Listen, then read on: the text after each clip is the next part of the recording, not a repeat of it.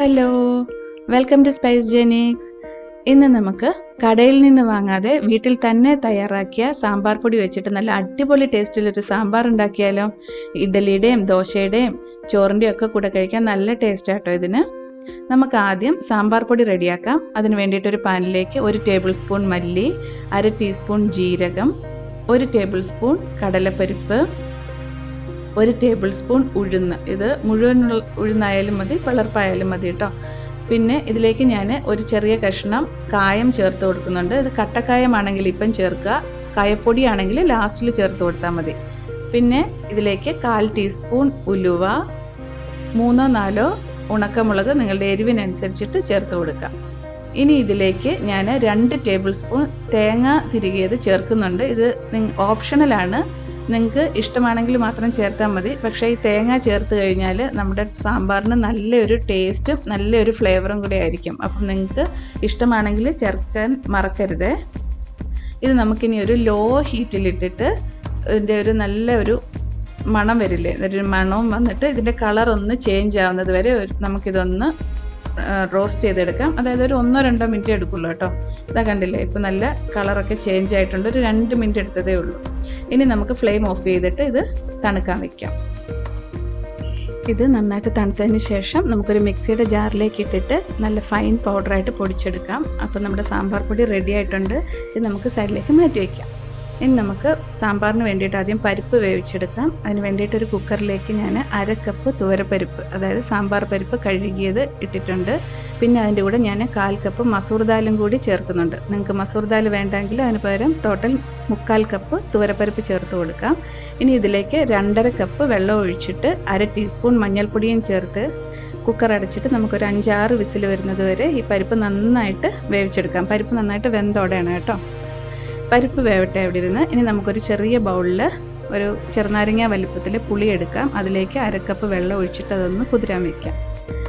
ഇനി നമുക്ക് സാമ്പാർ ഉണ്ടാക്കാൻ തുടങ്ങാം. ഒരു പാത്രത്തിലേക്ക് നമുക്ക് ഒരു 4-5 ടേബിൾ സ്പൂൺ ജിഞ്ചല്ലി ഓയിൽ, അതായത് എള്ളെണ്ണ ചേർത്ത് കൊടുക്കാം. നിങ്ങളുടെ ഇഷ്ടത്തിനനുസരിച്ചിട്ട് എണ്ണയുടെ അളവ് തീരുമാനിക്കാം കേട്ടോ. ഇനി ഇതിലേക്ക് 1 ടീസ്പൂൺ കടുകും, ഒരു നുള്ള് ഉലുവയും, കുറച്ച് കറിവേപ്പിലയും ഉണക്കമുളകും കൂടി ചേർത്തിട്ട് നമുക്കിതൊന്ന് ഫ്രൈ ചെയ്തെടുക്കാം. അതിനുശേഷം അതിലേക്ക് ഒരു മീഡിയം സൈസ് ഒണിയൻ ചെറുതായിട്ട് കട്ട് ചെയ്ത് ചേർത്ത് കൊടുക്കാം. ഞാനിപ്പം ഒണിയനാണ് ചേർത്തിരിക്കുന്നത്, അതായത് സവാള. നിങ്ങൾക്ക് വേണമെങ്കിൽ 1/2 കപ്പ് ചുവന്നുള്ളി ചേർത്താലും മതി കേട്ടോ. ചുവന്നുള്ളി ചേർത്താൽ ടേസ്റ്റ് കുറേ കൂടെ നല്ലതായിരിക്കും സാമ്പാറിന്. ഇനി ഒരു ചെറിയ ക്യാരറ്റും 5-6 ബീൻസും കൂടി ചെറുതായിട്ട് കട്ട് ചെയ്ത് ഞാൻ ചേർത്ത് കൊടുക്കുന്നുണ്ട്. ഇനി ഈ പച്ചക്കറികൾ ചേർത്തിട്ട് ഒരു 2 മിനിറ്റോളം ഈ ചൂടെണ്ണയിൽ നമുക്കിതൊന്ന് വഴറ്റിയെടുക്കാം. അതിനുശേഷം അതിലേക്ക് ഒരു 1/2 ടീസ്പൂൺ മഞ്ഞൾപ്പൊടിയും കൂടി ചേർത്ത് കൊടുക്കാം. മഞ്ഞൾപ്പൊടിയുടെ ആ കുത്തൽ മണമൊക്കെ മാറുന്നത് വരെ ഒരു 30 സെക്കൻഡോളം ഒന്ന് നമുക്കൊന്ന് ഇളക്കി കൊടുക്കാം. പിന്നെ ഒരു വലിയ തക്കാളി ചെറുതായിട്ട് കട്ട് ചെയ്തതും 2-3 പച്ചമുളകും, അത് എരിവിനനുസരിച്ചിട്ട് ചേർത്ത് കൊടുക്കുക കേട്ടോ. ഇത് രണ്ടും കൂടി ചേർത്തിട്ട് നമുക്ക് പിന്നെയും ഒരു 2 മിനിറ്റോളം ഇതെല്ലാം കൂടി ഒന്ന് നന്നായിട്ട് വഴറ്റിയെടുക്കാം. ഇത് പച്ചക്കറി എല്ലാം ഒന്ന് വഴറ്റിയതിന് ശേഷം അതിലേക്ക് നമ്മൾ നേരത്തെ പൊടിച്ച് വെച്ച സാമ്പാർ പൗഡർ ചേർത്തിട്ട് ഇതെല്ലാം കൂടി നന്നായിട്ടൊന്ന് മിക്സ് ചെയ്ത് കൊടുക്കാം. അതിനുശേഷം അതിലേക്കൊരു 3 കപ്പ് വെള്ളം ഒഴിച്ചു കൊടുക്കാം. വെള്ളത്തിൻ്റെ അളവ് നിങ്ങൾക്ക് തീരുമാനിക്കാം. നമ്മൾ ചേർക്കുന്ന പച്ചക്കറിക്ക് അനുസരിച്ചിട്ട് കൂടിയോ കുറയ്ക്കുകയൊക്കെ ചെയ്യാം കേട്ടോ. ഇനി ആവശ്യത്തിന് ഉപ്പും ചേർത്ത് കൊടുക്കാം. പരിപ്പിനകത്ത് നമ്മൾ ഉപ്പിട്ടിട്ടില്ല, അപ്പോൾ അതിനനുസരിച്ചിട്ട് ആവശ്യത്തിന് ഉപ്പും ചേർത്തിട്ട് ഇത് അടച്ചു വെച്ചിട്ട് ഈ പച്ചക്കറി ഒന്ന് വേവിച്ചെടുക്കാം. ഈ സമയത്തിന് നമ്മുടെ സാമ്പാർ പരിപ്പും നന്നായിട്ട് വെന്തിട്ടുണ്ട്. കണ്ടില്ലേ, ഒരു 5-6 വിസിൽ വന്നപ്പോഴത്തേക്കും സാമ്പാർ പരിപ്പ് നന്നായിട്ട് വെന്ത് ഉടഞ്ഞിട്ടുണ്ട്. ഒരു 7-8 മിനിറ്റ് ആയപ്പോഴേക്കും ഈ വെജിറ്റബിൾസ് എല്ലാം കുക്കായിട്ടുണ്ട്. ഇത് വെജിറ്റബിൾ അങ്ങ് വെന്ത് ഉടയാൻ പാടില്ല, എന്നാൽ നന്നായിട്ട് വേവിയും വേണം കേട്ടോ. ഇനി നമുക്കിതിലേക്ക് നേരത്തെ നമ്മൾ കുതിരാൻ വെച്ചിരുന്ന പുളി പിഴിഞ്ഞൊഴിക്കുക. അത് അരിച്ചൊഴിക്കണം. അപ്പോൾ അതിൻ്റെ ആ കഷ്ണങ്ങളും അതിനകത്ത് എന്തെങ്കിലും അഴുക്കൊക്കെ ഉണ്ടെങ്കിൽ വീഴില്ല. പിന്നെ ഒരു കാര്യം ശ്രദ്ധിക്കേണ്ടത്, പച്ചക്കറി നന്നായിട്ട് വെന്തതിന് ശേഷം മാത്രമേ പുളി ചേർക്കാവൂ കേട്ടോ. ഈ പുളിയും ചേർത്തിട്ട് അതിലേക്ക് നമ്മൾ വേവിച്ച് വെച്ചിരിക്കുന്ന പരിപ്പും കൂടി ചേർത്തിട്ട് നന്നായിട്ടൊന്ന് മിക്സ് ചെയ്ത് കൊടുക്കാം. പിന്നെ വെള്ളത്തിൻ്റെ അളവ് നോക്കണം. നന്നായിട്ട് തിക്കാണെങ്കിൽ അതിലേക്ക് നമുക്ക് കുറച്ചും കൂടി വെള്ളം ഒഴിച്ചു കൊടുക്കാം കേട്ടോ. ഞാനിപ്പം ആ ദാല് വേവിച്ച കുക്കറിലേക്ക് 1 കപ്പ് വെള്ളം കൂടി ഒഴിച്ചിട്ട് ഇതിലേക്ക് ഒഴിച്ചു കൊടുത്തിരിക്കുകയാണ്.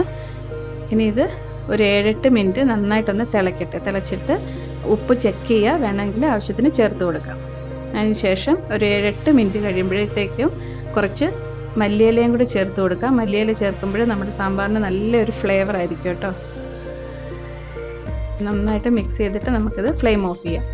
ഇനി നമുക്കിതിലേക്ക് താളിച്ചിടാനായിട്ട് ഒരു പാത്രത്തിലേക്ക് ഒരു 2 ടേബിൾ സ്പൂൺ നെയ്യ് ചൂടാക്കാം. നെയ്യ് ചൂടാകുമ്പോൾ അതിലേക്ക് 1 ടീസ്പൂൺ കടുകിട്ട് പൊട്ടിക്കാം. കടുക് പൊട്ടിയതിന് ശേഷം ഒരു 1 ടീസ്പൂൺ ഉഴുന്നുപരിപ്പും കൂടി ചേർക്കാം. ഉഴുന്നുപരിപ്പും പിന്നെ കുറച്ച് കറിവേപ്പിലയും 2-3 ഉണക്കമുളകും കൂടി ചേർത്തിട്ട് ഇതൊന്ന് ചൂടാക്കിയിട്ട് നമുക്കത് സാമ്പാറിലേക്ക് ഒഴിച്ചു കൊടുക്കാം.